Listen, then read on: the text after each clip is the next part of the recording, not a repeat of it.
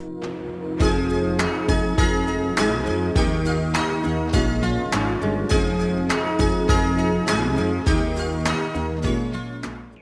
Adriana, ¿qué tal? Estamos haciendo el programa por Skype, gracias por aceptar la invitación.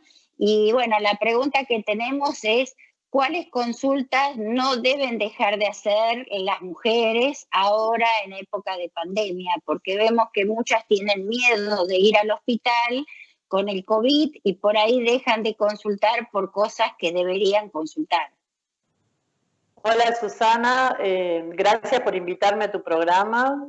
Y bueno, con respecto a tu pregunta, es muy importante que se consulte cuando, por ejemplo, en una mujer se detecta un nódulo de mama. Esa es una consulta que no hay que dejar de hacer. Otra consulta es cuando uno tiene una hemorragia o una metrorragia, que es un sangrado muy abundante de largos días o de mucha cantidad de sangrado, tampoco hay que dejar de consultar. Y otra es el atraso menstrual para determinar si estás embarazada o no. Serían las consultas que no hay que dejar de hacer. Tanto ginecología como dentro de lo que es obstetricia, ¿no? Y otra de las preguntas es, ¿qué es lo que pasa en el puerperio cuando la mujer ya tuvo al bebé? ¿Qué es lo que más se produce como patología mamaria, por ejemplo? Bueno, el puerperio es una etapa muy especial de la mujer que se produce. El puerperio se llama al posparto, ¿no es cierto? Para hablar, para que la gente entienda. En el puerperio se pueden pasar algunas cosas, y con respecto a las mamas que específicamente me estás preguntando, lo más frecuente es que puedan presentar grietas del pezón, que es lo que más aparece cuando uno empieza a dar de mamar, que es una lesión muy dolorosa en el pezón y a veces sangra, y a veces la madre se asusta porque el bebé tiene sangre en la boca, por ejemplo, y es por las grietas del pezón. La otra patología más frecuente también es la mastitis, que es una infección que se produce en la mama a punto de la retención de la leche y el ingreso de gérmenes a través de esa grieta del pezón. Y también es una consulta que no hay que dejar de hacer, y se manifiesta con signos de mucho dolor, inflamación, enrojecimiento de las mamas y fiebre. Ante estos síntomas, sí o sí se tiene que consultar, y el puerperio es un periodo que comprende aproximadamente 40 días después del parto. Y con respecto a las pérdidas, porque muchas mamás también se asustan que tienen pérdidas en el puerperio o tienen alguna secreción por la vagina. ¿Eso cómo es lo normal y cuándo deberían consultar si esto está mostrando alguna infección o alguna retención de algún resto placentario? Bueno, mira, las pérdidas en el posparto, lo que se llaman loquios, al principio en un parto normal es muy diferente a cuando uno tuvo un parto por cesárea. En el parto normal las pérdidas son bastante abundantes las primeras horas, y a medida que pasan los días y están amamantando, eso va mejorando, va cediendo y se va tornando en un sangrado de moderado a leve durante la primera semana, luego un sangrado escaso que dura bastantes días. Hay pacientes que tienen 15 días de sangrado constante y otros que tienen hasta 30 días de sangrado, en más o en menos, pero tienen secreciones. Se consulta cuando uno siente que el sangrado tiene olor fétido, o sea, olor feo, o cuando tiene un color diferente, como amarronado, verdoso, y se acompaña muchas veces de dolor en la parte uterina o en la parte vaginal. Las cesáreas tienen pérdidas que son bastante escasas, diríamos poquitas pérdidas post-cesárea, que duran mucho menos días, ya que uno durante la técnica de la cesárea aspira bastante el contenido uterino, por lo tanto se sangra menos post-cesárea, y la lactancia ayuda a la contracción del útero y a que sangre menos. Si la señora que tuvo cesárea siente olor feo en la pérdida, secreción por la herida de la cesárea o fetidez a nivel de la herida, también debe consultar lo más pronto posible. Esas suelen ser o sea, consecuencias secundarias a cualquier posparto o cualquier cesárea que se pueden presentar y que no hay que dejar de consultar a su médico de cabecera, a su obstetra de cabecera.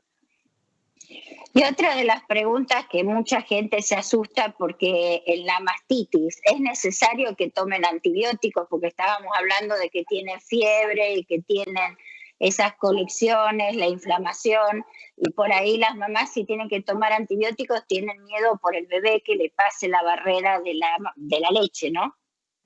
Claro, la mastitis tiene un tratamiento indicado con antibióticos que no le ocasiona demasiados problemas a la hora de amamantar, incluso no se suspende la lactancia aún tomando los antibióticos y aún con mastitis. La mama que está comprometida es una mama secretante que está lactante, entonces debería seguir dándole el pecho de esa mama con la mastitis para que el cuadro mejore también. Sin miedo, no va a pasar ni virus, ni bacterias, ni el antibiótico a través de la leche. Y si pasa, al neonato no va a tener consecuencias ni efectos indeseados. Sí o sí hay que tomar antibióticos, si no se cura.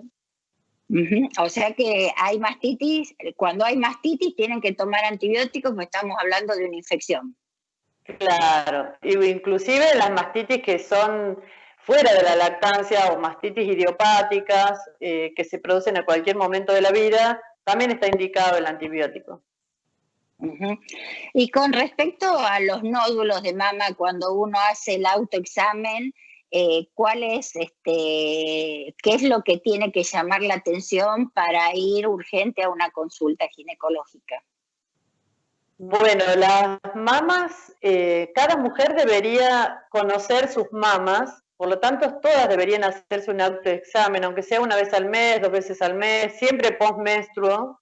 Y bueno, las mujeres menopáusicas siempre, aunque sea una vez al mes, tocarse las mamas, palpar las mamas, porque uno debe conocer cómo es su mama normal para saber distinguir cuando aparece algún bulto, algún nódulo.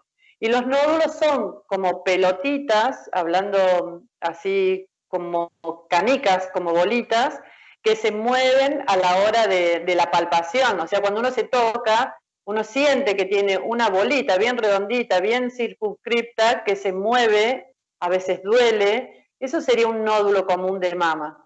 Pero si uno se siente alguna bolita o pelotita que es muy dura, que no se mueve, que no la tenías, que no la reconoces como propia, consultar rápido, porque el ginecólogo te va a recibir, te va a atender, te va a pedir la mamografía y la ecografía en caso de que fuera necesario para hacer el diagnóstico respectivo, ¿no?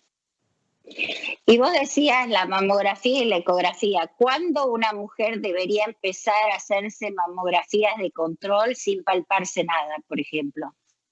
Lo ideal, lo que tenemos protocolizado, estandarizado, siempre ha sido a partir de los 40 años, una vez por año. Si la paciente tiene antecedentes familiares de riesgo, que sería, por ejemplo, de la rama materna, tener la mamá, la abuela, la prima, la tía, que haya tenido un cáncer de mama en la familia, siempre hablamos de la rama materna que es la más predominante, se consultan antes, a los 35 años, uno ya puede empezar a hacerse las mamografías. Hay casos excepcionales, como en toda la medicina, que uno al palpar la paciente o al detectar nosotros clínicamente un nódulo o una lesión sospechosa, por más que tenga menos edad, pedimos los estudios complementarios para quedarnos tranquilos, asegurar un diagnóstico en caso de que sospechemos en alguna patología. Y con respecto a las biopsias, ¿qué es aconsejada? ¿Una biopsia por punción, una biopsia a cielo abierto o eso cómo se estandariza? Eso lo va a determinar el ginecólogo que ve la patología, que ve la paciente y que ve los estudios secundarios complementarios que se ha pedido, mamografía, ecografía. Eso se determina según el caso clínico. Son dos cosas muy diferentes. Una cosa es una punción y otra cosa es una biopsia a cielo abierto, que son ya entrar en un tema de patología mamaria mucho más profunda, que creo que ya es tema de puntual para que el paciente hable con su médico. ¿Y por qué es importante hacerse una mamografía o una ecografía si uno no se palpó nada? ¿Se puede detectar antes de que ese nódulo sea palpable?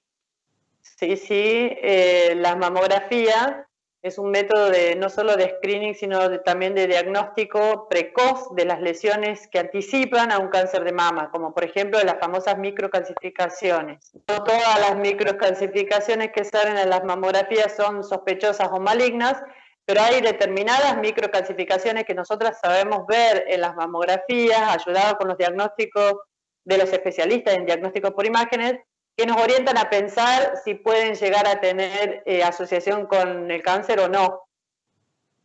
Para eso sirve la mamografía, para detectar precozmente las lesiones iniciales, incipientes, nos anticipamos a la aparición de una lesión más grande, tratamos la paciente y tenemos muchos éxitos. La paciente se puede curar. Y con respecto a los cambios en el pezón y en la areola, ¿hay algún indicio o algún signo que tiene que llamar la atención también? Sí, en realidad los cambios de pezones y areolas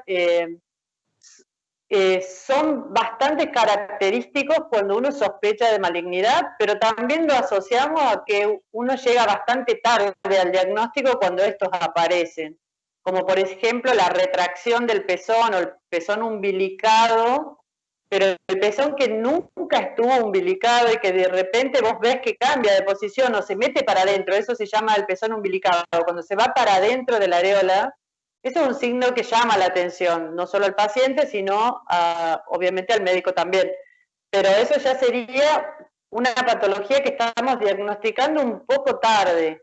Por eso es muy importante conocerse nuestro cuerpo, saber cómo son nuestras mamas en un día normal de nuestra vida, para poder saber cuándo cambió algo y poder consultar a tiempo.